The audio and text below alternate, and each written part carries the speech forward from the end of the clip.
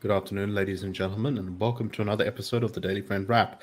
I'm your host, Nicholas Lorimer, today joined by Chris Hutton. Our first news story today is putting some numbers behind what many, I think, have suspected, which is the sheer amount of damage that the so-called construction mafias have caused to South Africa's government and economy over the past couple of years. So just a refresher, construction mafias are essentially these groups of people who usually pretend to be some kind of local community organization representing small business in an area.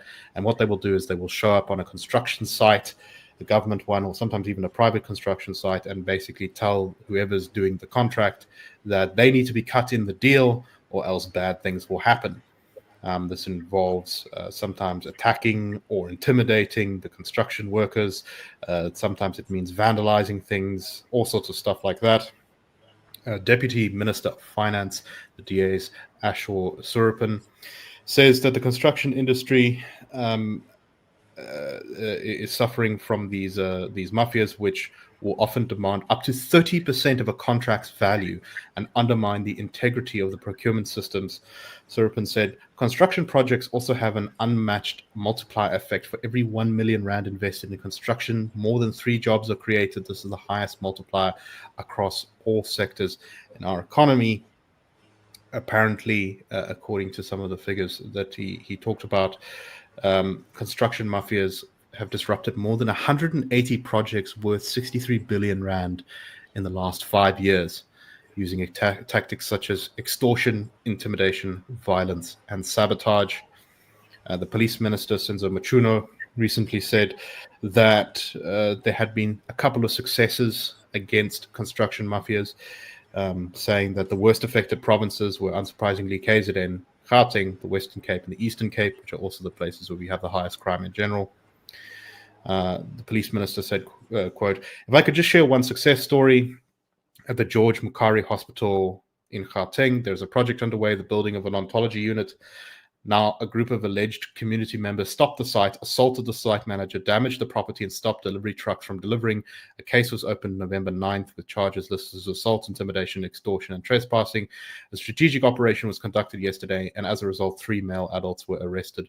We are not going to spend a long time condemning and lamenting on this. We are rather inviting our brothers and sisters who are on the wrong side to join us in constructing a South Africa we want." Chris, this is, I think, increasingly taking a focus in government. I know that the public infrastructure minister, Dean McPherson, has made a big deal about the construction mafias and the damage they cause to South Africa. This really does, though, seem to have been caused by, firstly, not great policing, the fact that police are not following through and protecting people that they should be, and making sure these cases go all the way to conviction. And also, I think one of the problems here is that you've got this melding. In many cases, there are definite links between construction mafias and politicians. And you've kind of got this blending together of politics, money, business, construction all together, which makes these mafias often protected politically by various politicians. And I think KZN is perhaps the province where this is the worst and most apparent. What's your take on the story?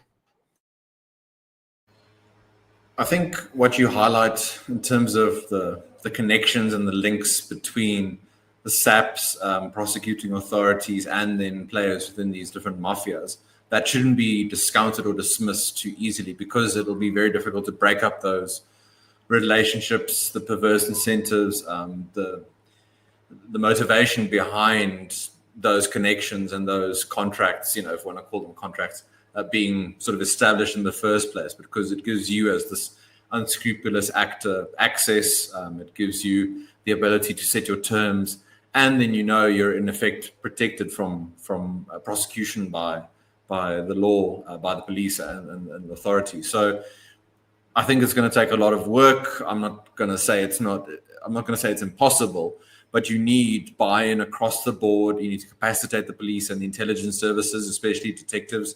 And then on the other hand, your authorities like the National Prosecuting Authority ensure that your courts are as well staffed and run as possible. And lastly, I think on the business and community side, to get buy-in from there as well, to ensure that any individuals or groups who engage on these terms aren't even sort of allowed into the room in the first place. There's nothing around negotiation or can we meet and talk this out. If these measures are used, either direct sort of violence or influence in that way, or indirectly, I think the full extent of the law should be pursued in that regard. Yesterday evening on Kijknet in Gesprek, the weekly show hosted by Lorenzo Eckhart, Jeff Wicks, who's an investigative journalist at News 24, they talked about various sort of whistleblowing issues when whistleblowers approach journalists, the concerns they have around their livelihoods and their lives indeed. And he just highlighted when so many examples arise of the mixing between construction mafias, between corrupt individuals and the police, the authorities, it also makes it more difficult to actually deal with these issues in the first place. So we're seeing more and more people talk about this. You're getting the information out there. I don't want to discount that because in many countries that wouldn't happen. I'm not saying that solves the problem in and of itself, but at least I think there's a realization in terms of the moral damage this does the country's economic growth prospects, and just the basic economic activity of the sort of day-to-day, as the Deputy Minister has now recently highlighted. I think one thing missing from the mainstream discussion is how much of an influence these demands for inclusion in these projects is often kind of premised on the same sort of logic that leads to sort of racial and gender quotas and other things like that. A government is obsessed in all of its plans. Generally, the ANC has made sure to include that, no, all this project must benefit youth, disabled, women, Black people in particular. It always has like a list of criteria of groups who should be most favored, and sometimes included in that group of sort of people who need to be lifted up by government projects or business investment or whatever, is local communities, and that's often used as a kind of lever to get the construction mafia's foot in the door, as they'll say. No, but we're just the local community, and that's why you need to include us. And if you say no, if you don't give them terms they agree with, very quickly it turns into, well, if you don't include us, maybe your construction workers will be murdered and your site will be burned down, which is, of course, not acceptable and no way that anyone in this country can do business. Anyway, let us move on to our next story. This is the latest in the ongoing fallout from the Pretoria High School for Girls battle between the school governing board and the Department of Basic Education, the Gauteng Department of Education, rather. The Gauteng Department of Education got sort of swept up in these accusations that 12 white girls at Pretoria Girls were making racially insensitive comments or being racist on a WhatsApp group. The charges against these girls fell apart. The school governing board later found them innocent. The Thabo Mbeki Foundation then sort of wandered into the thing after the Gauteng Department of Education had claimed, after the exoneration of these girls, that it was still going to do some sort of investigation into racism of an unspecified scope and type at the school. With the Thabo Mbeki Foundation actually wading into this, and Thabo Mbeki condemning the Gauteng Education Department quite aggressively, saying that it was an unjustified and groundless witch hunt for further examples of racism. There were then the latest development in the story is that the school governing board says that it is going to be taking the Gauteng Department of Education to court over these racism claims. They talk about the weakness of some of the claims of racism at the school. One which they talk about here was that one of the claims made against the school was that white educators do not greet their black colleagues, to which the school governing board has said this is a generalization so vague, unproven, and unprovable that it does not belong in any self-respecting report. The school and its SGB shouldn't be in this adversarial relationship with the department. The principal and staff of Pretoria School for Girls are prohibited by the Department of Education from speaking up. Only the school governing board may speak for it. So it has the right. It has the right to right these wrongs. And that's why they've launched this application. They went on to say. Chris, this is really, I think, Lesotho is often kind of, I think, in his Department of Education in Gauteng, have often played, I think, a little bit fast and loose with some of these racism allegations. But it really seems like on this one, the ground has kind of fallen away from them. And when you see attacks from, respected people within the ANC like Thabo Mbeki, you kind of think to yourself, maybe this is going to be a much bigger problem for Lesotho and his government than first imagined.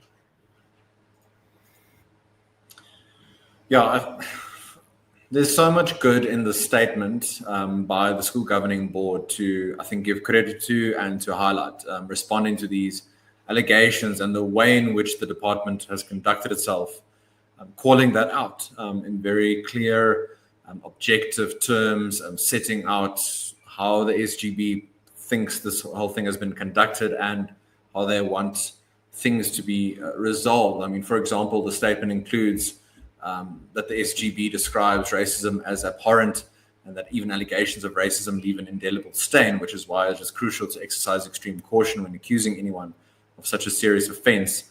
They add that unsubstantiated and ungrounded allegations of racism are what PHSG and learners at the school have been subjected to at the instance of the very body from which the school and its learners should have been entitled to expect protection, and not its opposite, the GDE. I mean, yeah, that really does, I think, summarize it better than anything else could, and why it's so important for SGBs to continue to exist and have the powers and remit that they do have, which of course is something that the Basic Education Laws Amendment Act would, if not fundamentally dilute, so as to effectively render them non-entities, at least very much limit how they can operate, and indeed puts even more control over them on the part of provincial departments of education. So lots of things involved here, interconnected, but I think credit to the SGB, to the school,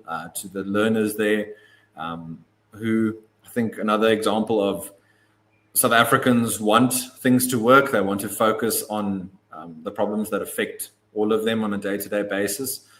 They want to deal with issues like racism when it arises, when it is racism.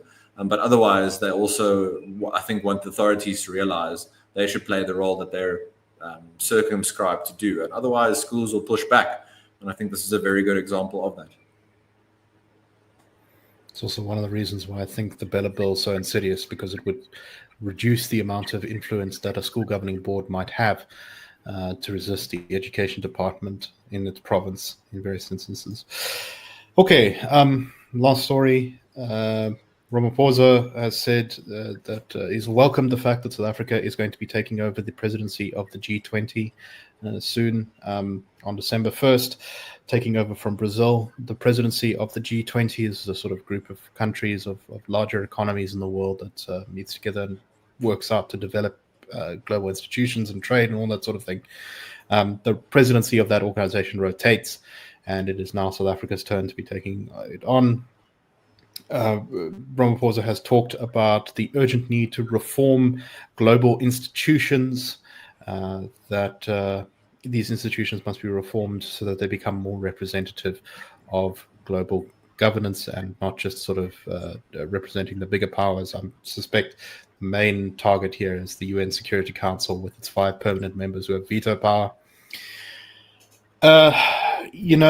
One of the things that always frustrates me a little bit about this is often you see countries like sort of Russia and China talking about the multipolar world. They talk about, the world is changing and we must reform institutions to be multipolar. And a lot of countries understandably go along with this talk, right? Because they say, well, we want a head at the table, we want a seat at the table, we want to control these global institutions.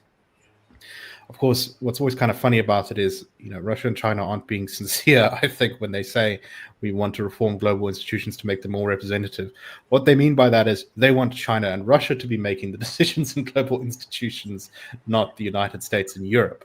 Anyway, Chris, what do you make of Ramaphosa's talking this up? I mean, it's kind of difficult, I think, sometimes with some of these bigger organizations to see these big international organizations to see what sort of benefit they really get for the countries involved. What should South Africa do, and what do you think it will do with its presidency of the G20?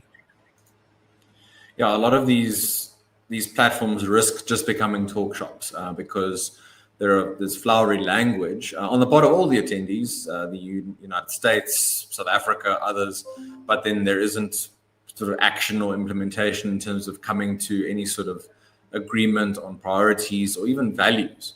If you talk about a body as representative as the G20 with all the countries involved, is there a common framework in terms of respect for democracy, the rule of law, human rights, all of those considerations? Maybe if you don't have some of those in place, then it becomes more difficult for the body itself, any statements that it puts out, to be taken seriously in terms of just pure practicality. There are elements of what the president said that I would agree with. For example, the modernization of the UN.